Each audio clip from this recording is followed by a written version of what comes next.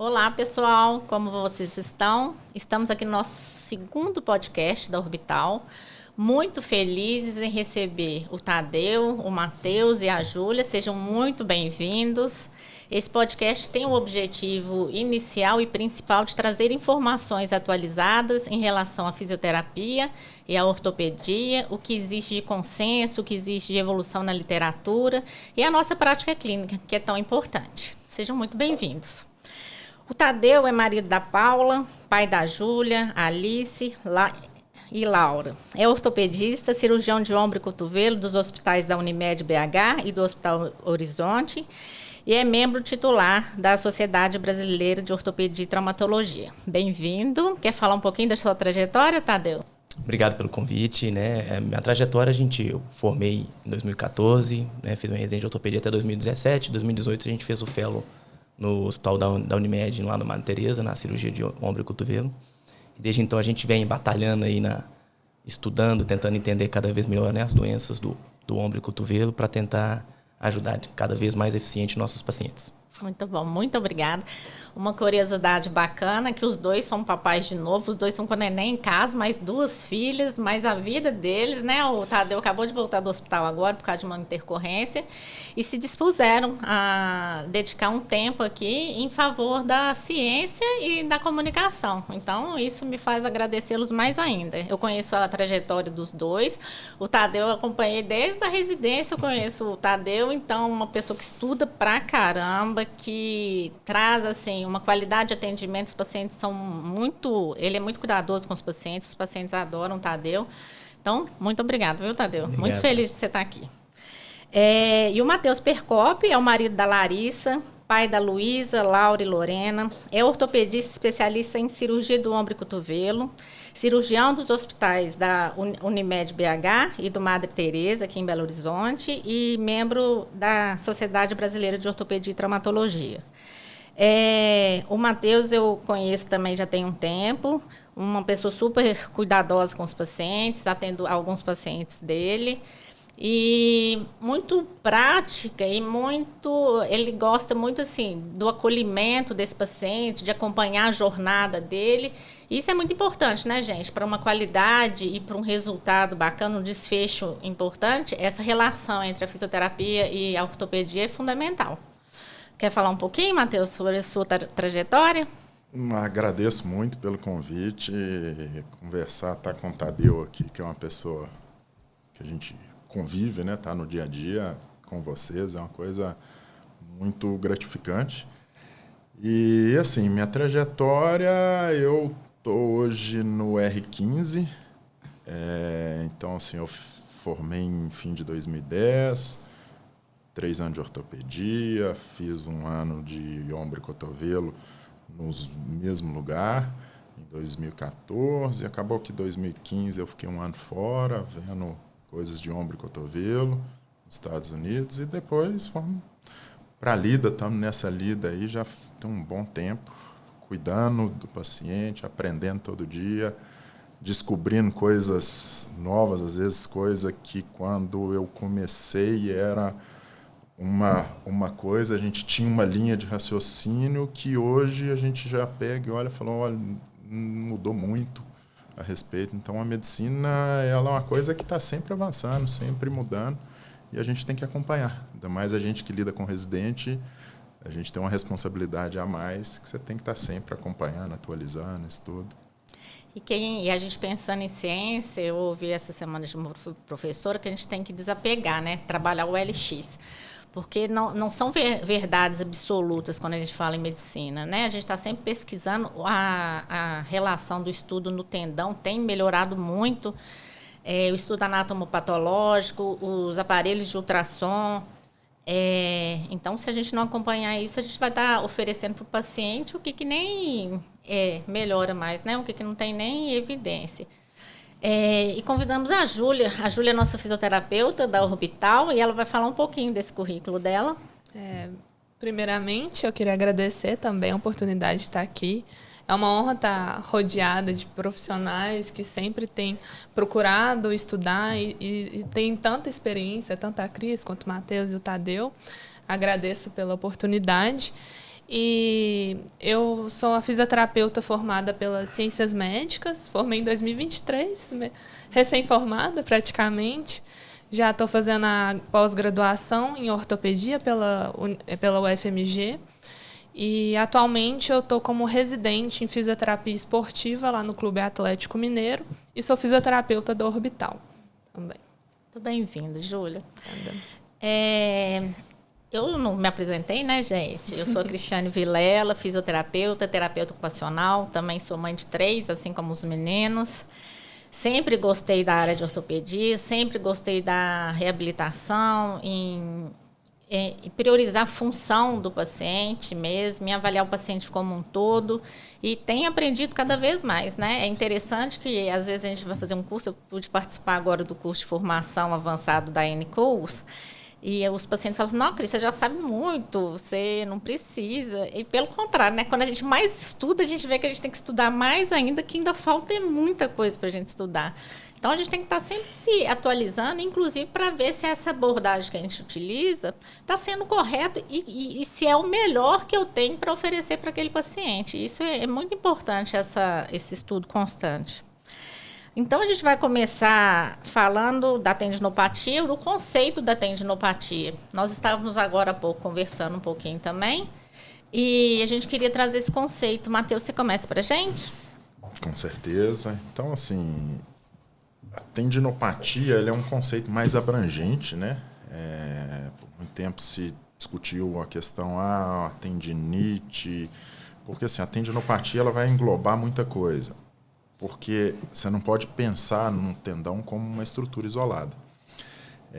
Você tem que pensar nele no geral. Então, você tem fator biológico, você tem fator mecânico, você tem fator de modulação de dor nisso tudo. Então, a tendinopatia ela vai englobar isso tudo. É uma alteração do tendão ali que faz com que isso gere dor, isso gere disfunção. Pode ter em graus maiores, em menores, você pode ter lesão associada. Então, o termo da tendinopatia acaba englobando isso tudo, por isso que hoje ele é cada dia mais utilizado. Houve grandes experts na área da fisioterapia, eles fizeram um consenso, isso tanto em fisioterapeutas que trabalham em membro superior quanto fisioterapeutas que trabalham em membro superior. No ano de 2019, ele foi publicado no ano de 2020, sobre qualquer alteração relacionando dor e disfunção relacionada ao tendão, a gente denominado da tendinopatia, evitando outras nomenclaturas que podem gerar para o paciente maior nível de ansiedade, gerar tratamentos errados para tendinopatias, né? Porque antigamente a gente ainda recebe, né, gente? Por que desse tema de hoje? Eu também não falei. É o que a gente mais recebe na reabilitação de ombro, tendinopatia do manguito rotador. É o diagnóstico que, se não for nessa nomenclatura, tendinite do manguito rotador, síndrome do impacto do manguito rotador, dor anterior no ombro. Então, é a maior prevalência nos nossos consultórios. Daí a necessidade da gente conversar mais sobre o assunto. Então, a partir de uma nomenclatura correta, a gente consegue abordar esse indivíduo em várias questões que não sejam só uma reação inflamatória, né? Aí a gente vai dispensar o uso de, por exemplo, anti-inflamatórios físicos, porque não adianta, já existem alguns estudos falando para a gente que não adianta.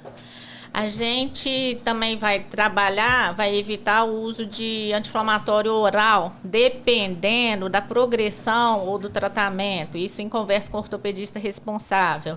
Então, a gente vai conseguir direcionar melhor. Inclusive, o efeito das tendinoses, quando você fala para o paciente no primeiro atendimento que ele está com um processo degenerativo, progressivo, isso gera um impacto muito grande. A gente tem vários exemplos assim na clínica. O paciente, às vezes, é um paciente novo, um paciente atleta, ele fala assim, nossa, Cristiane, eu preferiria muito mais ter uma tendinite, ter uma inflamação, do que um processo degenerativo. Então, o efeito nocebo disso é muito importante e vai impactar na reabilitação desse paciente. Alguma coisa sobre denominação? É importante a gente sempre trazer o termo de tendinopatia para o paciente, porque a tendinopatia não envolve só inflamação. Estudos já mostram que tem um processo degenerativo no tendão que ocorre já há um tempo.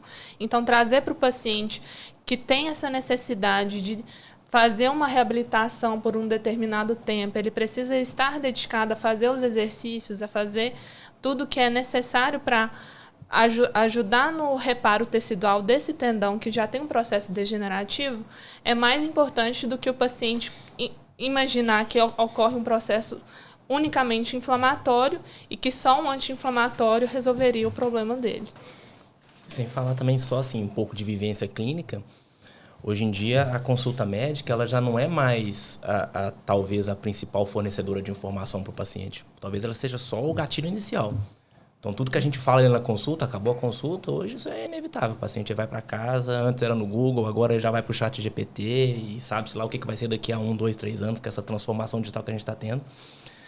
Então, a gente tem que ter essa consciência que o que a gente fala ali vai ser mais ou menos o que vai direcionar a pesquisa que o próprio paciente vai fazer depois.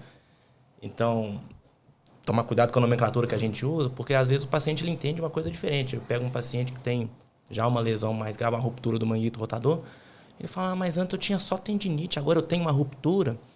Então, assim, até que na cabeça do paciente não entende que tudo é a tendinopatia. E ela tem essa nuance e esses vários estágios, né, de progressão e que está tudo englobado no mesmo contexto, né? A ruptura que determina, afinal, ela é um processo final de um tendão já, né, já patológico. Então, a gente tem que tomar muito cuidado com o que a gente fala, porque a gente vai começar a direcionar como é que vai ser essa conduta, pós-consulta hoje, né? Hoje ele é muito, muito importante. O paciente sai, pesquisa e esse caminho até ele sai do médico. Aí ele não entendi patavinas que esse moço falou. Uns termos esquisitos, ele vai para a internet. E aí ele vai chegar na fisioterapia só dali a 7, 10 dias. Nesses 10 dias o paciente é um martírio, porque ele entrou na internet e falou assim, o que eu vou fazer agora com o meu ombro? Então, a gente começar direcionando direitinho o paciente já faz a jornada do paciente ser mais tranquila desde o início, né? Interessante você falar isso, Tadeu, porque dentro da fisioterapia, hoje a gente já tem alguns bancos de dados que o paciente, por exemplo, sobre a tendinopatia do manguito rotador, saiu um guideline esse ano, de 2025, em relação ao padrão ouro de tratamento, o que funciona, o que não funciona, o que pode acontecer em relação à questão de exame, tempo, progressão de doença, então tudo dentro desse guideline. Aí o paciente vai lá no meu consultório. Eu abordo ele com o recurso eletrotermoterápico, por exemplo.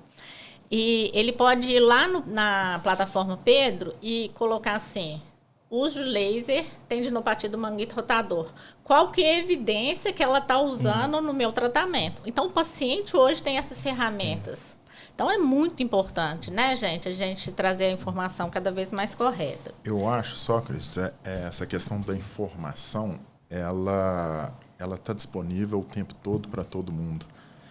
E acho que a grande diferença que ainda existe e da necessidade de ter, por exemplo, às vezes numa consulta, ao invés de chegar lá no chat GPT, ver o que ele faz pelo tratamento, porque assim, a gente até brinca, o papel aceita qualquer coisa.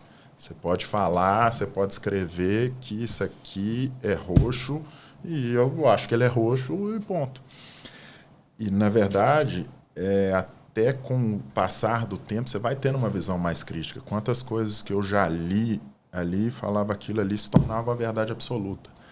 E aí, com o tempo, você vai ficando mais calejado, você vai olhando e fala, olha, tem outras formas de ver.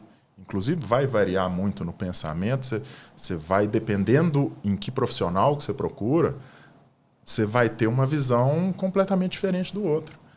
E isso não necessariamente, os dois têm uma base científica para isso. E vai muito do que você acaba acreditando em cima daquilo. E tanto que na própria questão histórica aí das lesões, da tendinopatia, se acreditava lá atrás, quando veio lá, começou com o Códimo, que as lesões eram causadas por impacto. Toda lesão do manguito era causada por impacto subacromial. E aí isso pegou por muitos anos, foi seguindo nessa teoria. Depois veio uma segunda teoria da zona hipovascular, que a gente teria mais lesões numa área específica do tendão, onde a vascularização é menor. E aí foi por muito tempo isso, tanto que você pegar uma época ali do fim do século passado, fazia-se acromioplastia para todo mundo. Era a indicação. E aí você vai começando a perceber, e você tinha evidência científica de que fazia na época, faz diferença. Aí quando você vai pegando uns estudos controles, casos bem, você foi se percebendo que não mudava nada. Então, assim, eu estava operando muita gente que não ia precisar de fazer um tratamento futuro por uma teoria de que o impacto faria diferença. Então, hoje a gente tem uma ideia de que é uma coisa muito mais complexa. Você tem uma parte biológica que é essencial e cada vez mais a gente estuda sobre isso. E tem muito estudo e falta muito estudo. Para a gente chegar mais à conclusão, você tem uma parte mecânica que tem... Então, quer dizer que não existe impacto. O impacto é um fator secundário, ele não é a causa da lesão. E você vê muita coisa também que você tem a resposta do paciente, do sistema nervoso do paciente. Você pega 2 pacientes com lesões idênticas, eles têm respostas absolutamente diferentes. Você tem paciente que tem lesão e que ele nem sabe que tem lesão. Se você pegar a questão estatística aí, que é uma evolução natural a gente ter lesão, mais ou menos ali acima de 60 anos, entre 15% e 20% das pessoas vão ter algum grau de lesão de tendão. Você pegar acima de 70 anos, você tem estudos mostrando 31% a 50%. Acima de 80%, entre 50% e 80%. Se a gente for tratar toda a tendinopatia, toda a lesão, nós não vamos ter tempo para fazer. E todo mundo já teria feito um tratamento. Então, assim, você tem muita coisa que funciona. Esse estímulo fisioterápico ajuda muito. São coisas importantes que a gente vai aprendendo no dia a dia para conseguir tratar melhor esses pacientes, que são diferentes já. Eu estou um pouquinho tempo e você vê as coisas que se fazia quando eu comecei hoje já são diferentes. Então, fantástico você ter trazido essa linha do tempo no cuidado da tendinopatia, na parte da ortopedia, porque a fisioterapia também seguiu a mesmo raciocínio, né? No começo, o cuidado do ombro na fisioterapia surgiu desde o início da fisioterapia, numa abordagem mais de repouso, de cuidado com o tecido, né? Então, a gente tinha muita técnica passiva de tratamento, priorizando o repouso, evitar o impacto, a irritação do tecido. A gente considerava o tendão uma estrutura mais inerte, né? Não tão participativo no contexto do movimento.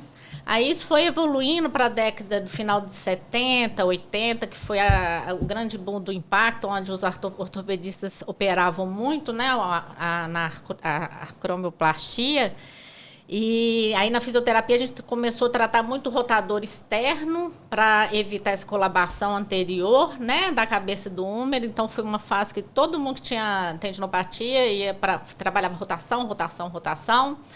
Quando foi chegando lá pelos anos 2000, foi a fase de cinese escapular. Então a gente começou a prestar atenção mais no complexo como um todo, né, na musculatura adjacente ali, buscando uma função, uma biomecânica melhor do ombro. E hoje a gente pensa na tendinopatia como uma estrutura mais global. Pensando nos diferentes, igual o Matheus trouxe, são várias causas ali naquele processo, naquela região, que causam dor, que causam disfunção. Nem sempre a mesma causa de um paciente é a mesma causa de outro. A causa de dor pode ser diferente. Muitas vezes a inflamação não está presente, né? Tem vários estudos anatômicos, histológicos, que não mostram células inflamatórias ali na região.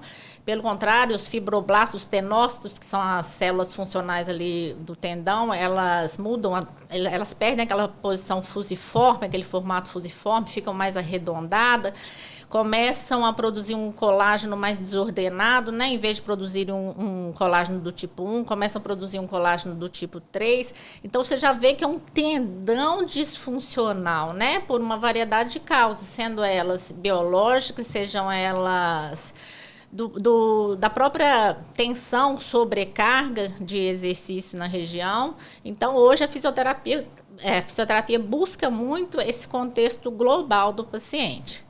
E interessante a gente pensar no tempo de tratamento também, né? O que a gente tem num consenso grande hoje na literatura, né, Júlia? A questão das lesões incompletas, pelo menos 12 semanas de acompanhamento desse paciente. Então, o paciente que chega para a gente, ele tem que ser educado, gente.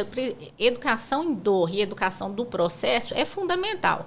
Hoje, no consultório, eu atendo muitos médicos, né? Eu tenho uma demanda muito alta e eu atendo alguns pesquisadores também. Então, é interessante que o discurso vai mudando. Eu atendi 3 meses atrás, que veio com uma demanda espontânea, uma tendinopatia no ombro do membro dominante. Aí ele chegou para mim, Cristiane, qual que é a história natural da doença?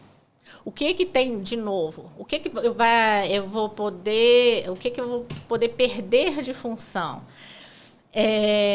Eu falei com ele, então, pelo menos 3 meses de tratamento, a gente vai fazer exercício, não é dentro da sala. O Tadeu é meu paciente também, ele sabe o tanto que a gente educa, né, Tadeu? Assim, você aprende o exercício, o consultório, na verdade, é um laboratório onde você vai aprender o que você tem que trabalhar, qual que é uma postura ideal que você tem que fazer esse exercício, e a gente orienta. Às vezes a carga de exercício é maior ali no dia da fisioterapia, mas as orientações durante a semana têm que ser feitas. Não adianta fazer um dia de fisioterapia. O tendão não gosta disso, inclusive, né? O tendão não gosta de 2 coisas. Interrupção abrupta de atividade física, repouso prolongado. O tendão precisa de carga.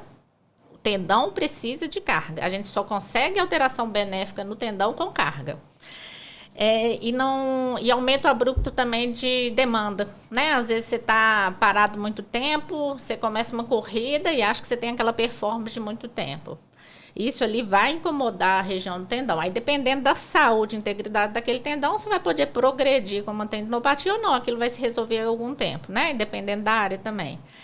Então, essas informações a respeito do tempo, uma lesão completa já dobra o tempo, né? Uma lesão maciça é pelo menos 1 ano de tratamento. Então, se eu não falar isso com o paciente vai chegar na clínica, vai melhorar com 2 meses, melhora bem a dor. Dá 4 meses ele parou de fazer o exercício, dá 6 meses ele volta, ele tem rebote da dor inicial, igual ele teve. Então, e foi uma falha de comunicação ali do fisioterapeuta, do ortopedista dele, né? Porque não é que ele vai fazer 10 sessões de fisioterapia e vai melhorar, não vai melhorar. Então, o paciente tem que ser muito informado dessa progressão dele. Eu queria complementar como atualmente a gente tem se atentado mais também a ver os fatores biopsicossociais desse paciente. Então, às vezes, um paciente mais ansioso, mais deprimido, que já tem uma catastrofização da dor dele, ele tende a ter um prognóstico pior só pela forma como ele lida com a dor. Por isso que a educação em dor é tão importante quando a gente lida com pacientes com tendinopatia ou qualquer outra condição. E também avaliar todos os fatores que envolvem as atividades diárias desse paciente. Se o paciente faz algum esporte, se ele é sedentário. E todos os fatores que envolvem a saúde desse tendão fora a parte física. Então, qualidade de sono, alimentação, aporte proteico, todos esses fatores vão influenciar na recuperação do tendão desse paciente. Inclusive as doenças de base, diabetes, hoje tem muita relação com dislipidemia, a própria, às vezes, a medicação, as estatinas em geral, você tem estudos mostrando que se aumenta o índice de lesão tecidual de tendão. Então, assim, não é para parar de tomar estatina, não, pelo amor de Deus. Inclusive, você tem outros que tem menos essas, mas é uma coisa, pode ser uma possibilidade, isso vai acontecer num percentual menor. E não quer dizer também que não seja a própria dislipidemia. Você fala assim, o remédio está fazendo isso. Não, a própria doença está fazendo aquilo. E pensando nessa questão mais global do paciente, a gente hoje em dia também pensa em relação a hábitos de vida do paciente. Quando o paciente eu faço avaliação, a gente tem que perguntar como que está a nutrição desse paciente, porque você está mexendo com o músculo, né, gente? Se tem uma deficiência, um aporte nutricional precário, a tendência ou a chance de dar errado aquela reabilitação vai aumentar. Principalmente nos idosos, que a gente vai falar um pouquinho mais para frente, né, que a chance da tendinopatia do manguito rotador no idoso vai aumentando com a idade, né, a partir de 50 anos isso duplica e sintomaticamente também vai aumentar bastante. Os idosos tendem a uma ingestão menor de proteína. Então, isso parte da gente, eu não vou orientar dieta nunca, mas de estar percebendo Esse ano atendi um paciente, ele veio, ele estava desnutrido, gente. Um senhor, assim, ele estava desnutrido. Eu falei, você tem que procurar um nutricionista. Ele não estava comendo absolutamente nada de proteína, ele teve um processo depressivo e uma dor assim, aumentada aos mínimos movimentos, já foi perdendo a capacidade de funcionar fora de casa, ficou um idoso extremamente dependente dentro de casa e os filhos casados moram fora daqui. Então, o olhar do profissional da saúde tem que ir um pouquinho além só da estrutura musculoesquelética. Orientei, gente, começou a caminhar, hoje em dia está super bem. Então, você vê que assim, é um pedacinho do quebra-cabeça dele, né? Em relação à atividade funcional, doenças de base. E em relação ao tendão, é muito importante da gente averiguar a população que a gente está trabalhando. Eu trabalho muito com o nadador. O meu enfoque no ombro vai ser completamente diferente do que a população geral. Que é a minha população, que eu só trato gente mais velha. Que é uma população que só trata gente. Minha média de pacientes, você pode botar aí. Eu chutando, porque de vez em quando vem uns mais baixos, uns mais novos. Você pode botar que é pelo menos 60, 70 anos. Eu trato muito paciente mais velho. E são abordagens completamente diferentes. Completamente diferentes. O tratamento é diferente, a orientação de exercício é completamente... Também vai precisar de tensão no tendão, vai precisar de carga no tendão, né? A gente tem gente que evita, e ele tem mais essa capacidade da catastrofização, né? Do maior cuidado, do movimento. Então, no paciente idoso, eu vejo que a gente tem que trabalhar mais com essa questão da educação e dor, mas tem que abordar a necessidade do exercício contínuo e resistido. O que eu mais escuto isso, quando você vai...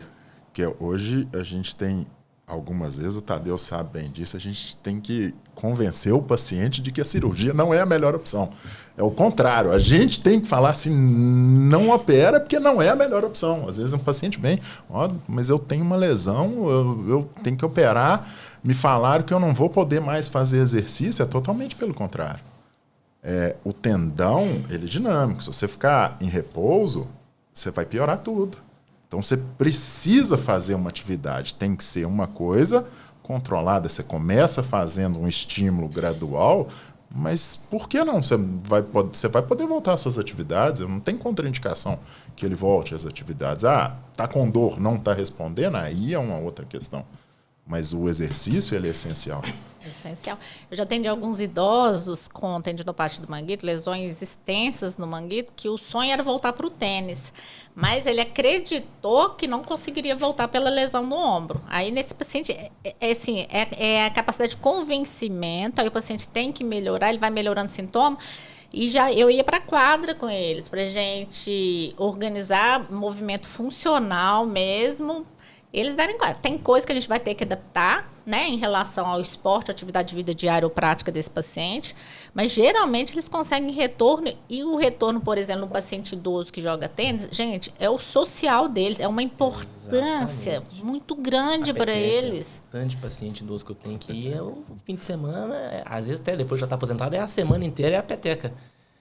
Eu tô com uma lesão no ombro, eu preciso operar porque eu preciso jogar minha peteca. Falei, calma, né? Não é coisa não é de assim. Mineiro total, mas a peteca. A peteca, ela é muito frequente no nosso consultório, e quando você dá um paciente, fala, essa atividade aqui você não vai poder fazer mais.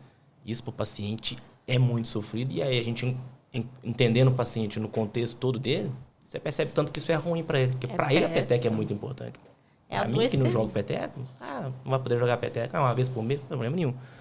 Mas, às vezes, para aquele paciente que tem a rotina, é onde ele encontra os amigos dele, é o dia que ele sai de casa, que ele, né? Então, tudo isso tem que fazer parte da nossa vivência. Porque esse paciente, até se o tendão dele melhorar e você tirar o convívio social dele, a vida dele ficou pior. Né? Então, é ajuste de demanda, é ajuste do gestual esportivo, é o treino do gestual, e faz muito sentido. Eu atendi uma paciente também há pouco tempo. O cirurgião, ela precisava de uma prótese e o cirurgião, isso mudando um pouquinho da tendinopatia, mas cai nessa questão funcional. O cirurgião falou, eu não vou te operar, você não está conseguindo levantar. Ela também ficou uma idosa restrita à participação. A gente tem que prestar atenção, né, gente? A gente está no olho do furacão na mudança da pirâmide etária aqui no Brasil. Então, já que a gente atende esse paciente idoso que vai aumentando dor, vai aumentando sintoma, isso vai aumentar, assim, numa proporção gigante nos nossos consultórios. E nós temos que estar muito atentos a essa questão funcional, porque essa paciente, ela só tinha um filho que não morava com ela, estava com uma ajudante dentro de casa, ela foi perdendo capacidade de senta e levanta. Olha a restrição à participação de uma pessoa dessa. Aí o desejo dela era voltar a ser funcional, entrar e sair de um Uber sozinha para visitar a neta. Então, né, Júlia, a gente começou a treinar, a gente esqueceu, tratou a dor no ombro, né, como queixa principal, mas secundariamente a gente tratou, foi marcha, levanta e senta, treinou função de entrar e sair de dentro do carro, pra ela ser uma, aí ela vai conseguir fazer os exercícios do ombro, senão não adianta não, gente, você vai fazer na clínica, vai embora, não vai repetir. E a gente está impondo uma restrição cada vez mais funcional para um paciente desses, que é tão importante, né? Por isso é importante também a gente trazer para o paciente que cada caso é um caso. O que acontece muitas vezes? Eles aparecem perguntando qual exercício vai resolver a minha dor, procurando resoluções em um exercício específico, em alguma atividade específica. Cada caso e cada abordagem fisioterapêutica vai variar de acordo com o que o paciente faz, o nível de atividade física, qual a disfunção que o paciente tem, não só no ombro, mas em articulações que fogem o ombro também. Então, trazer essa importância do gesto, no caso de atletas, trabalhar o gesto esportivo, ou em caso de pessoas, igual a Cris comentou, né, idosos, qual atividade que está sendo mais limitante para esse paciente de realizar? E o que a gente pode abordar dentro da fisioterapia para a gente continuar, para a gente retornar a fazer essa atividade de maneira funcional e sem dor. Então, trazer isso para o paciente de que não existe uma receita de bolo, também é importante. E a aderência dele dentro do tratamento vai ser o diferencial. E essa educação e aderência do paciente é importante demais nas tendinopatias, porque é um curso longo. E ele tem que saber, se ele parar de fazer exercício, a chance de uma recidiva daqui a um ano vai acontecer, entendeu? Então, às vezes o efeito rebote é até mais intenso do que o primeiro tratamento. Né? Eu costumo falar com os pacientes no consultório assim, você chegar ali nos 60% é relativamente fácil. Você vai chegar ali rápido. Dali para cima é que dá muita dificuldade. Então, se você parar rápido o tratamento, né, você interrompe, você vai voltar e vai voltar pior. Mas muitas vezes não funciona, não. O paciente não acredita, né? E assim, nem acreditar, a gente tem que colocar o contexto também. A gente, tem paciente idoso, aposentado, que pode fazer a fisioterapia o tempo que precisar. A gente tem a dificuldade naquele paciente um pouquinho mais jovem, né? Aquele paciente de 50 e poucos anos de idade, funcionalmente ativo, cheio de conta para pagar, tem que trabalhar. Entendo bem isso aí. Então, esse contexto também a gente tem que colocar na conta do paciente para explicar para ele, é importante agora, eu sei que vai te dar trabalho, eu sei que isso vai atrapalhar a sua rotina, mas se você não cuidar de você agora, daqui a 2, 3 anos, talvez seu desfecho seja completamente diferente. E isso tudo faz parte de um processo de convencimento, porque o tratamento da tendinopatia ele é muito ativo, né? Você tem que botar a faca nos dentes e fazer o seu tratamento. Já acabou aquela teoria de faço uma infiltração daqui de 3 em 3 meses, eu tiro sua dor, eu vou resolver o seu problema, a fisioterapia vai resolver o seu problema. Não. Quem vai resolver o seu problema é você. Nós estamos aqui para te ajudar, para te explicar o caminho, para te mostrar o exercício. Mas quem vai resolver o problema é você. Né? E isso essa responsabilização, essa necessidade de perceber que ele é o centralizador do seu autocuidado, né? Não é todo mundo que consegue compreender e aí o tratamento fica prejudicado. E como vocês observam essa relação da ortopedia e da fisioterapia em relação ao tratamento das tendinopatias? É imprescindível. Acho que é tudo a mesma coisa, né? A gente não tem assim, a parte da ortopedia, a parte da fisioterapia.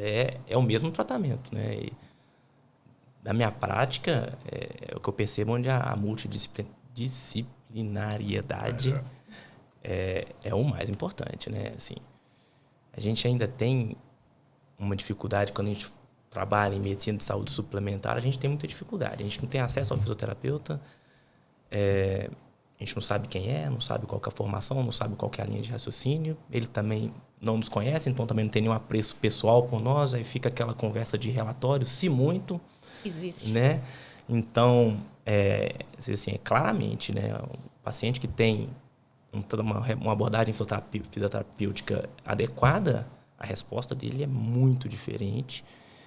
E a gente só consegue isso estando junto, né? Sempre falo para o paciente, na fisioterapia é um lugar de dedicar tempo, dedicar esforço, dedicar dinheiro, é um dinheiro, sabe, muito bem gasto no seu tratamento.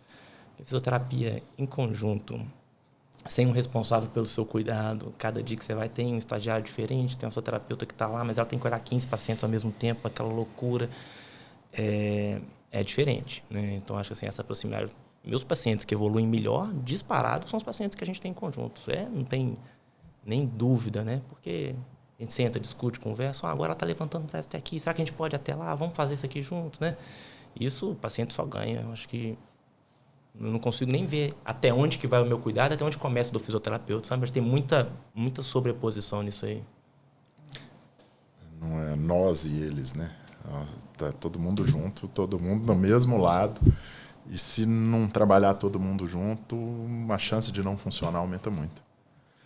E acontece muito, eu acho que até o pior que eu vejo, às vezes, uma discussão com o paciente, como um fala uma coisa, e isso a gente pega, às vezes, um fala uma coisa, e aí ele vai num fisioterapeuta, o fisioterapeuta fala outra, e às vezes é só um chegar, ligar para o outro e falar assim, e aí?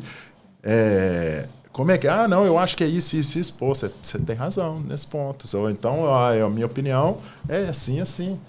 É conversar. Com conversa, a gente... E o problema de tudo, quando a gente tem essa relação meio conflituosa, né, com um profissional que a gente não conhece, é que a gente sempre perde. Porque a gente conhece o paciente... Eles vão conviver com vocês muito mais tempo do que convive com a gente. Ele vai lá uma vez no mês para encontrar com a gente e vai diariamente. Então, assim, aí você fala em quem que ele vai confiar. É lógico, eu também confio em quem você vai encontrar mais vezes. Entendeu? Então, você tem que ter essa relação, acho que é essencial. Essencial.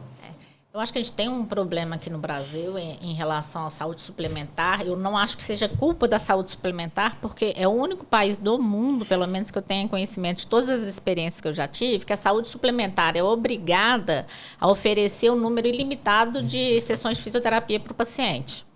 Então, o que acontece nesse contexto? Por exemplo, uma tendinopatia, que você tem um mínimo de 3 meses para trabalhar. Aí você vai ser obrigado a pagar 3 meses, no sentido de prático não educativo. Porque no meu consultório, por exemplo, eu atendo 1 vez por semana o paciente. São raríssimas exceções, né, Júlia, que o paciente vai 2 vezes.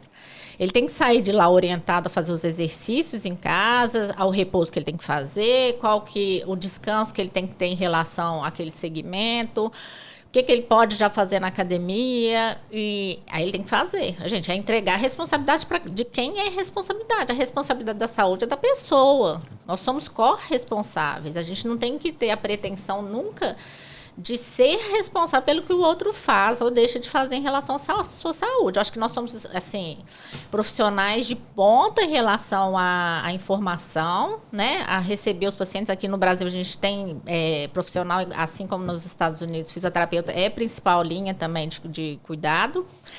Mas a responsabilidade é do paciente, ele tem que sair sabendo que ele é do paciente, né? E o que acontece na saúde suplementar? Então, ela é obrigada a pagar os 3 meses desse tratamento inicial da tendinopatia, partindo de uma reabilitação que não seja tão de orientação. Aí ele vai lá, faz todo dia.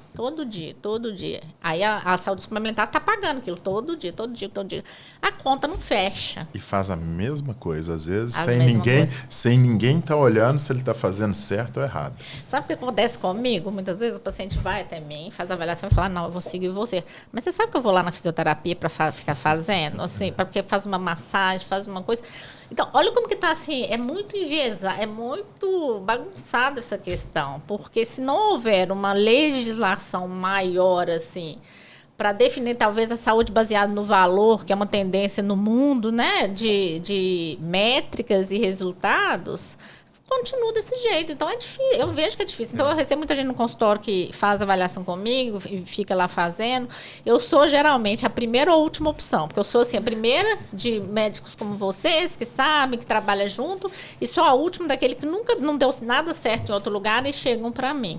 E chegam muito, sim, machucados na relação terapeuta-paciente. Porque faz a mesma coisa meses e não melhora, perdem tempo. Gente, tempo é sagrado, tempo é ouro. Né? Vocês dois estão aqui, estão deixando de estar lá na casa de vocês. Eu falo muito isso com as meninas. Eu falo, gente, tempo é ouro da gente. Vocês estão aqui, vocês estão deixando de estar estudando na casa de vocês, vocês estão deixando de estar viajando. Então, tem que aproveitar. E o tempo do paciente é ouro também. Eu valorizo demais. Eu tenho paciente que vem, eu tenho paciente de fora do país, eu tenho paciente que vem de outra cidade. E tem aqueles pacientes que vêm de uma região, assim, longe daqui, que vem com uma dificuldade danada para fazer fisioterapia. Isso, assim, eu tenho que valorizar muito, porque tempo é isso. Então, essa questão da saúde, eu vejo que eu já estou fora desse meio, mas para vocês eu vejo que é complicado mesmo, né? E geralmente a saúde suplementar pede que vocês peçam 10, aí o paciente já chega lá para mim, sempre chega 10 sessões. Eu falei, não, isso aí não é agora, a gente vai ver a avaliação. Talvez esses 10 atendimentos vão ser em 6 meses. Ô, gente, pós-operatório de LCA. Não é o número de sessões de fisioterapia que indica a recuperação. Não a é. Fisioterapia, quando ela é adequada, você fazer uma vez por semana é melhor do que você fazer 5. Mas depende do paciente. Porque o paciente também vai ter que fazer as atividades nos dias que ele não está lá, sob orientação. Então, você acaba ensinando, você vai fazer ali, mas você ensina algumas coisas que ele tem que colaborar em casa. Então, o que eu vejo muitas vezes, alguns pacientes têm preguiça de fazer em casa. E aí ele fala assim, eu vou para fisioterapia porque lá o psicológico ajuda, mesmo às vezes ele enrolando lá na fisioterapia, não fazendo, mas ele está lá. O importante é que ele está lá. Tem alguns lugares que viram centro de convivência do idoso. Entendeu? E os pacientes não querem abandonar a fisioterapia, eles continuam querendo fazer, mesmo você fala assim, não está tendo resultado, não está mudando nada entre uma vez que ele vai e outra, mas ele quer continuar porque é a convivência. E se você não der, ele vai no Tadeu, se não der o Tadeu, isso é muito fácil. Ele vai pedir na guide disso. Mas então, eu acho que é falta de uma educação global no sistema da saúde ainda, né? Eu acho, para mim, o Brasil é o melhor país do mundo em relação à saúde. Assim, o que eu vejo, o que eu estudo, nós temos profissionais fantásticos. E todos os pacientes que eu atendo de fora do país são, assim, alucinados com a ortopedia, com a fisioterapia, com tudo. Pena que a gente ainda não consegue essa qualidade para todo mundo em si, né? Mas nós estamos caminhando, né? Quer falar da nossa experiência? Em relação à CIF, né, que a gente estava falando agora há pouco tempo, da Classificação Internacional de Funcionalidade, então ela é a base da prática da fisioterapia. A fisioterapia sempre parte do pressuposto que o paciente, da função do paciente, da função que ele traz, não é a que eu acho que seja importante para o paciente. Igual a gente estava falando agora há pouco, nós temos tendinopatias das pessoas mais velhas aqui no país, mas de todo quanto é lugar. São relações sociais que ele desenvolve. Num paciente novo, trabalhador, que opera, já tem de cirurgião, já tem de cardiologista que não conseguia movimentar o braço com dor no ombro e estava nessa loucura de trabalhar, não conseguia fazer os exercícios. Então, se nós não priorizarmos no nosso tratamento a questão funcional, a gente já começa perdendo bastante, né? Eu acho que a gente já falou tudo, né? Eu não falei a questão das diferentes tipos de tendão, que a gente tem os tendões posicionais, são mais os do membro superior. Os tendões mais acometidos do membro superior são dos extensores do punho e do manguito. A própria morfologia do tendão são tendões mais achatados, né? Eles posicionam, eles são mais tensos, eles não têm tanta característica elástica, então isso é importante na hora do tratamento, né? Porque é um tratamento de tendão de Aquiles. Tendão patelar vai ser completamente diferente, que o tendão de membro inferior ele armazena energia, tanto é que eles fizeram alguns estudos na Austrália com canguru, 1/3 da energia do salto vem do tendão, então gasta menos energia muscular e consegue, esses velocistas também, o tanto que a energia cinética vem transformada dessa energia elástica que é acumulada ali no tendão. E no membro superior são mais posicionais. Então, a gente precisa de maior rigidez para o tratamento desses pacientes. Pensando no complexo, igual está tendo agora uma discussão também em relação às discinésias, né? Vocês já devem ter chegado muito a vocês, porque tem gente que bate que não tem que tratar de cinese, que às vezes você trata de cinese, melhora a dor, você vai avaliar a força da escápula, tá a mesma coisa de que antes. Mas sim, a gente tem que pensar em cadeia de movimento, porque a gente tem que dar suporte e estrutura para o movimento. Então, quanto mais músculo eu tiver, maior rigidez basal, mais função eu vou conseguir com o segmento. E pensar, inclusive, em outros tipos de cadeia cinética. Por exemplo, eu atendo tenista também. Você não pensar em membro inferior para um tenista, que 50% ali da capacidade de um ataque do tenista vai vir de membro inferior. Então, eu tenho que ver como que está a cintura pélvica dele, senão eu ponho a perder também o tratamento de ombro, né? O ombro, igual a gente estava falando, é uma articulação muito difícil de tratar. Muito difícil, sim. São muitas variáveis que a gente tem que, para atingir a região ali. Cadeia plano cruzado, posterior, a própria atleta, a capacidade de absorção de carga de membro inferior tem muito impacto também no fortalecimento de membro superior. A propriocepção de membro superior é completamente diferente num idoso, num atleta. E então é estar ligado nisso, né? Que é mais coisa do que a gente olhar só ali focalmente o ombro. Muito mais, né? Sim, a gente da característica do ombro, assim, né? Um tendão com uma excursão relativamente pequena, numa articulação anatomicamente instável, que o tendão tem parte muito importante na estabilidade da articulação, né? Para estabilizar movimento, para servir como braço de alavanca. Uma articulação que a gente usa o tempo inteiro, com o braço de alavanca em cima dela, né? Mas por que o ombro todo mundo tem? Conheço fulano, beltrano, ciclano, todo mundo tem tendão arrebentado do ombro, tem inflamação no ombro, o que é? Né?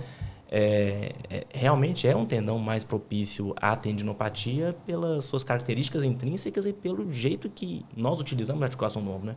A gente sempre usa com o braço aberto, então sempre tem um braço de alavanca, tem uma sobrecarga maior.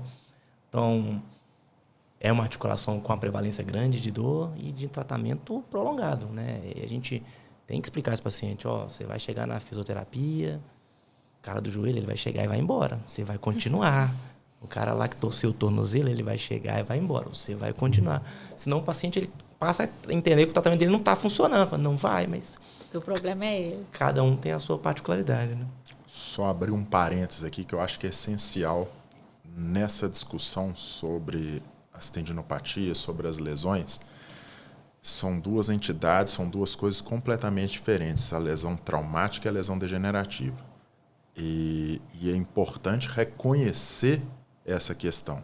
Na lesão degenerativa, nós temos tempo, a gente pode acompanhar, a gente pode... A lesão traumática, a evolução, às vezes, ela é muito rápida. Então, quando você não tem uma resposta e você está tendo persistência de, principalmente, fraqueza, dor, a gente tem que, às vezes, agir mais rápido. A tendinopatia, a gente tem tempo para pensar nisso. Inclusive, que tem muito, você fala assim, tem hora que é como se a cirurgia fosse a solução de tudo. E não é, gente. Você tem vários artigos, você tem um que a gente estava até falando, tem um artigo coreano que fala sobre Roh Score, ROHI. Ele fala sobre a possibilidade de cicatrização do tendão nos pacientes cirúrgicos. E grande parte dos pacientes que chegam para a gente, você vai pegar lá, eu quero operar, mas você vai ver lá, o paciente tem, que ele te dá pela soma, que ele vai pegar nos fatores principais ali, tanto de idade, densitometria óssea, o tamanho da lesão, o grau de degeneração daquela lesão, ele leva tudo isso em conta, que são os fatores que a gente sabe que vão influir na cicatrização ou não do tendão. E quando você soma aqui, você pega um tendão que ele tem uma chance de 40%, 38% de cicatrização. Aí você vai falar assim, não, eu quero operar, mas sua chance é muito baixa, vai acompanhar na fisioterapia. Eu uso direto na minha prática clínica. Assim, esse Roh ele foi feito assim, basicamente para a gente entender. cirurgia de manguito, né? Reparo de lesão de tendão. Você tem paciente que evolui muito bem e paciente que evolui muito mal, né? E quando há tempos, né? Até hoje, alguns assim, opera-se muita gente meio sem critério. Você vai ter paciente que evoluiu bem, paciente que evoluiu mal. Então, eles parou, você olhou para trás e falou assim, peraí, vamos tentar entender. Quem que está evoluindo mal? Quem que está evoluindo bem? O que é diferente? O que um grupo tem diferente que o outro não tem? Né? E nessa retrospecção, eles conseguiram identificar alguns fatores que conseguem predizer um prognóstico pior. E às vezes chega paciente para mim, pegar a segunda opinião, terceira opinião, e eu abro a tela e falo, vamos preencher o seu aqui então. E a gente olha, né? Infiltração gordurosa do infraespinhal, densitometria óssea, né? Então, paciente osteoporótico. O tendão evolui pior, né? A gente não sabia disso há pouco tempo atrás. Então, a gente usa isso, tamanho da lesão, retração da lesão, nível de atividade, idade do paciente. Então, às vezes eu mostro o paciente, coloco uma televisão no consultório também, eu coloco na televisão, vamos fazer o seu então. Ó, o senhor está com quantos anos, olha como é que está seu tendão, como é que está seu músculo. Ó. Se eu te operar, sua chance, aí dependendo do número de pontos, né, a gente consegue predizer, ela vai de 94% de cicatrização até 14%. Então, às vezes chega o paciente e fala, você está com essa indicação, mas eu acho que o senhor não devia, porque sua chance de melhorar é de 14%. Então, você vai passar por um procedimento cirúrgico, não é lá dos mais arriscados, mas é demandante, a recuperação é muito difícil. Você vai passar por esse sofrimento todo e sua chance de melhorar é de 14%. Não é nenhuma em 5%. Vale a pena, né? E aí é o que você escuta, que você fala assim, essa cirurgia não adianta, fulano fez essa cirurgia, sente dor do mesmo jeito. Porque muitas vezes você vai operar uma coisa que não vai dar certo. E sabidamente não vai dar certo. Então, é aquilo que a gente está falando. Assim, o tendão, né, a doença do tendão, né, ela vem com os critérios extrínsecos e intrínsecos. A gente, na cirurgia, a gente consegue trabalhar só dos extrínsecos um só, que é a parte mecânica, né? Então, por isso a gente é mais agressivo na lesão traumática. Era um tendão saudável que fez um movimento lá biomecanicamente, estava com o tendão em extensão completa, fez um trauma absurdo, o tendão não resistiu e passou da tensão máxima dele, ele falhou. Então é um tendão saudável que foi submetido a uma carga extrema que arrebentou. Então esse tendão, ele responde muito bem à cirurgia, porque o problema dele é puramente mecânico. Então se eu trato um problema mecânico com a cirurgia mecânica, tende a dar certo. Não é uma corda, agora, né? Quando eu trato um problema, né? E o paciente, mas você vai reparar o meu tendão é com cabo de aço? O paciente ele chega no consultório achando que o tendão é puramente mecânico, né? Ele não entende o tendão como... Tem muitos colegas que não entendem ainda, né? Não entende o tendão como uma unidade funcional que tem seu metabolismo, que tem suas características. Então, a gente tem essas nuances assim de saber. Eu aprendi... A gente vai aprendendo na residência, né? Tem uma frase de um professor meu que é cirurgião de coluna, Rodrigo D'Alessandro, que ele fala: a gente aprende a operar muito rápido. A parte mais difícil no seu curso de aprendizado na ortopedia é saber quando não operar, né? E mais difícil ainda na nossa prática, quando o paciente já chega com uma indicação, o paciente quer operar, e você precisa convencer, não é a melhor solução para o seu caso. E a gente passa isso com frequência. Você tem uma frequência grande, eu já tenho uma indicação cirúrgica. E você fala, então, mas vamos tentar, vamos fazer uma fisioterapia, eu acho que você tem tudo para melhorar, vamos, e aí, na maior parte das vezes, melhora.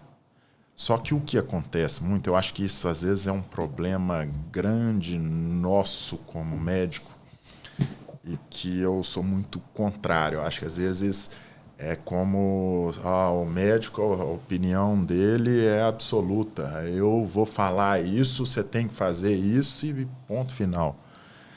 E não é. Acho que o paciente ele tem que entender, a nossa principal função é falar igual esse de percentual. Você tem uma chance X de dar certo, você tem uma chance X dessa lesão progredir.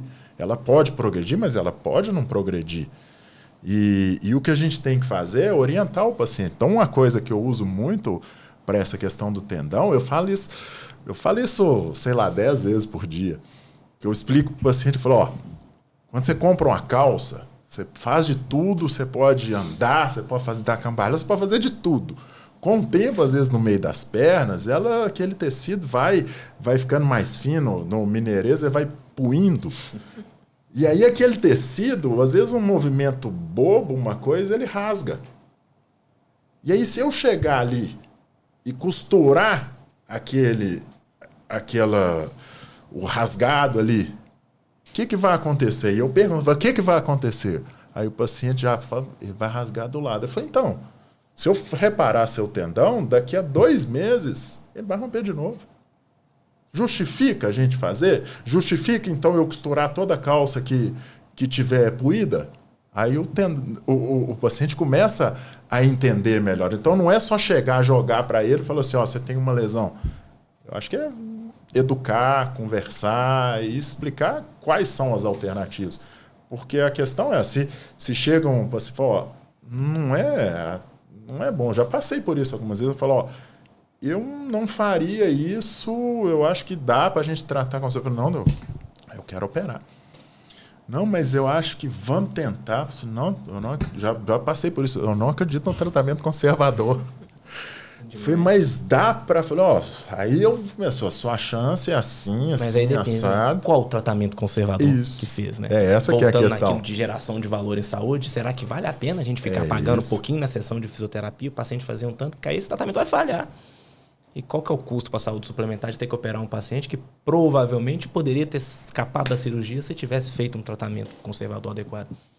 Né? Exatamente. E desse exemplo seu, eu recebi um paciente uma vez que deram um exemplo parecido, mas o paciente ficou ofendidíssimo com as palavras diferentes.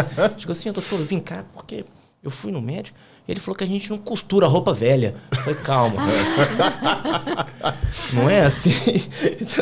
Ele chegou, tá falando que eu já não tenho mais solução? Eu falei, não é bem assim. Então a gente tem que... esse tato, né? Entre a informação que a gente dá e a informação que a outra pessoa recebe, isso tem um intervalo muito grande, né? Tem um pesquisador, Jeremy Lewis, ele fala assim, a gente tem que parar com aquele donuts americano que tem uma bolinha, assim, você tem que parar de tentar tratar só o furo, o rasgo, trata o restante, o que está íntegro, né? Oferece tensão importante para o tendão, trata o tendão. Gente, porque tendão é forte, é para ser forte. Ele está inserido ali no músculo e liga no osso e no músculo. Você faz uma tensão fortíssima num tendão saudável, você rompe o músculo, você rasga o músculo, mas você não machuca o tendão. Então, se ele está rompido, tem mais coisa aí, a gente tem que tratar, né, esse tendão. E tem uma coisa muito nebulosa ultimamente, que tá aí assim, Deus sabe bem o tanto que é o dia a dia. Hoje você tem um marketing de rede social enorme, que ele chega lá e que ele fala que o ácido hialurônico, que o PRP, que todas essas outras alternativas, como se isso fosse um milagre. Esse milagre não existe. O fator biológico, ele ajuda. Ele não é único. Não é único. Então, assim, não adianta você achar que, às vezes, o paciente vem muito com aquilo na cabeça, fala assim, não, você sabe o que eles me falaram?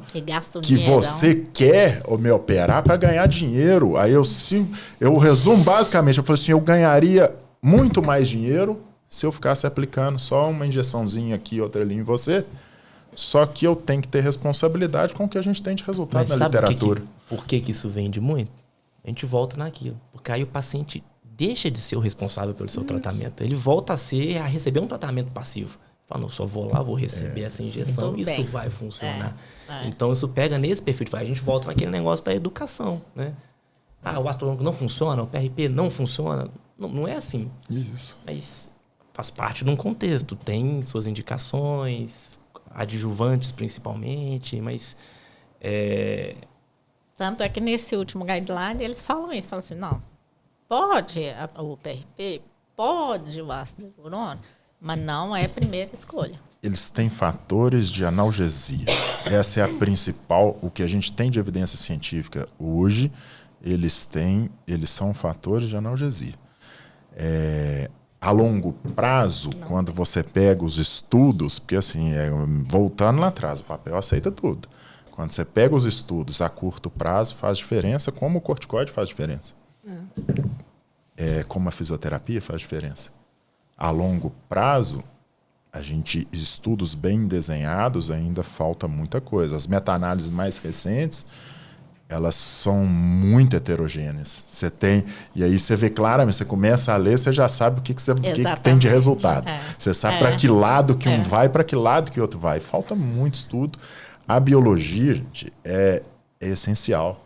Eu tenho certeza que vai ter muita coisa que vai desenvolver em cima disso. Porque você não pode pensar que é uma mecânica. Eu vou pegar uma corda, vou colocar lá e que vai ficar tudo bem. Não, você depende de cicatrização, você depende de vários outros fatores. Então, a biologia é essencial. Mas vender isso como a solução de tudo, isso nós estamos vivendo uma época que está muito difícil. E a injeção de corticoide, ela traz um alívio imediato na dor do paciente, realmente. Mas o que acontece muitas vezes, né, os estudos têm mostrado que o corticoide no tendão, ele intensifica um pouco o processo degenerativo nesse tendão. Então, é até um debate muito grande quando o paciente está com uma dor no ombro, onde que entra essa injeção, né? A gente faz muito subacromial, então ele não é exatamente no tendão, você vai peritendão. E tudo em excesso faz mal. Você tem que saber quando que isso vai ajudar. Inclusive, uma das formas de saber se a dor do paciente é relacionada ao manguito, ela é subacromial ou não, você tem um teste de NIRA, que é um teste diagnóstico. Você vai aplicar um anestésico, e se ele tiver uma melhora ali de 70% a 90%, significa que a dor está vindo dali. Então, quando você vai nessa região, você fazer uma vez ou outra, cara, é uma opção. Eu tenho mudado, Matheus. Eu tenho usado o corticoide direto no tendão, assim, só muito raramente. Eu faço raro. Eu tendo muito mais hoje a fazer. Quando eu preciso lançar muito intramuscular. intramuscular. Eu também faço muito. E é melhor tirar com a mão. Só que também tem alguns estudos que mais de 3 por ano pioram a degradação. É exatamente isso. Você saber quando fazer. Você vai fazer uma, duas, não está funcionando. Inclusive o corticoide, um dos problemas dele é o efeito rebote. Ele melhora a curto prazo, mas depois ele pode vir até pior aquela dor. Mas você tem que saber quando usar, em que paciente usar, porque chega paciente, ele está com uma crise de dor muito alta. Esse paciente vai ganhar com aquilo. Inclusive, para ele conseguir fazer a reabilitação melhor. Você vai chegar lá, você vai diminuir a dor para ele conseguir fazer a reabilitação. Não é a solução, mas você está... Enquanto você diminuiu a dor, ele consegue fazer a fisioterapia, consegue fazer a reabilitação, e aí ele vai melhorar. Então, essa é uma função positiva, não é achar que é... Isso é outra coisa de conhecimento relativamente recente que a gente está tendo, né, na medicina, que é o conhecimento melhor da dor. Né? A gente não entendia a dor. Né? A gente não entendia aquela janela que eu preciso deixar esse paciente sem dor. Eu preciso dar esse reboot no sistema dele, porque se esse paciente centralizar essa dor dele, fica muito mais difícil de tratar. Então, a gente tem que entender de farmacologia, tem que entender do paciente, mas a gente não precisa ter medo de tratar a dor do paciente, porque se a gente não tratar, às vezes tem que ser farmacologicamente. Eu preciso tirar essa dor do paciente. Não, uma dor neuropática, sempre eu peço socorro, né, gente? Assim, gente, ajude. E a coisa mais clássica que tem, né, assim, isso já está muito bem estabelecido na literatura. A principal causa de dor crônica é uma dor aguda maltratada. Isso não tem discussão mais na literatura. Isso está claro. Né? Seja para o ombro, para a coluna, para o tornozelo, isso já não tem mais discussão. Então, a gente ficar segurando muito, não tratar a dor do paciente, achando que a gente está fazendo bem, mas eu não vou usar isso aqui, tem aquele efeito colateral, tem outro. Eu estou, às vezes, condenando esse paciente a ter uma cronificação de dor, e aí, meu amigo, para tratar dor crônica, dor complexa, é muito difícil. Né? A gente foca muito em dor, sempre solucionar, tratar essa dor do paciente, mas em alguns casos é interessante a gente ensinar para o paciente também que, principalmente numa fase inicial, a gente vai acabar trabalhando com um nível baixo de dor. Um nível tolerável, baixo de dor, às vezes inevitável no início da reabilitação, e o paciente entender isso é muito importante, porque muitas vezes a visão do paciente em relação à dor se está doendo, é porque está machucada, não posso fazer tal movimento. A gente tem que ensinar justamente o contrário. Às vezes, no início da reabilitação, a dor vai fazer parte, e a gente vai ter que tentar controlar essa dor e trabalhar, colocar carga, fazer os exercícios dentro de uma dor que seja tolerável. A dor é essencial. Para ter resultado, ele vai... Você não está numa posição ali de conforto absoluto, não vai mudar. É aí que entra a ciência e o estudo, né? E a escala visual ela serve para isso, né? Eu posso ficar ali, 4, 5. Passei de 5, opa. É isso aí. Tá É o errado. próprio organismo, ele tá dando um Exatamente. sinal ali, e isso acontece muito. Às vezes eu chego lá, o paciente fala assim, não, eu vou na fisioterapia, eu saio de lá chorando. Eu falo, peraí, tá errado. Fisioterapia não é sessão de tortura. Sentir dor é normal. Quando eu falo, você vai fazer um alongamento, por exemplo, quando você faz, você sente dor. É confortável? Não, se você está fazendo bem feito, ele não é confortável, mas ele é importante. Um grau de dor é importante, mas o excesso ele tem efeito contrário. O excesso da dor, o que você tem querendo ganhar a todo custo, um movimento que às vezes... E eu entendo muito, porque hoje você ainda tem muito médico que vai avaliar o trabalho do fisioterapeuta pelo resultado. Ele falou, ele ganhou o movimento em 3 meses. Aquele ali é ótimo. Mas não necessário. Os pacientes não são iguais. Você tem que entender, uns vão demorar mais, outros vão demorar menos. E o tratamento está sendo adequado. Não necessariamente o que melhora antes é o que foi melhor tratado. O que vai dar melhor resultado. Então é isso. E é uma questão de conversa, igual a gente estava falando, de você ter o diálogo com o próprio fisioterapeuta para entender, você não está evoluindo, mas assim, a sua evolução vai ser mais lenta, mas o resultado final, ele é ótimo. Então tenha paciência que você vai chegar lá. Não é porque tem muita comparação. Fulano fez 1 mês de fisioterapia só, tá ótimo. São situações diferentes, são pessoas diferentes, são lesões diferentes. Isso tudo tem que ser levado em consideração. Isso mesmo. Acho que a gente abordou tudo. Fantástico. Agradeço muito, muito, muito. Acredito, assim, da melhora no tratamento, a melhora do diagnóstico da tendinopatia. Depende muito dessa formação nossa, né? Da busca por conhecimento, busca da interação entre as duas áreas que são tão afins. Agradeço vocês terem saído de casa com as nenéns, com esse tanto de pequenininha.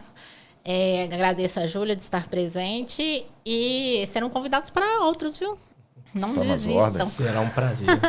Valeu demais. Obrigada, gente.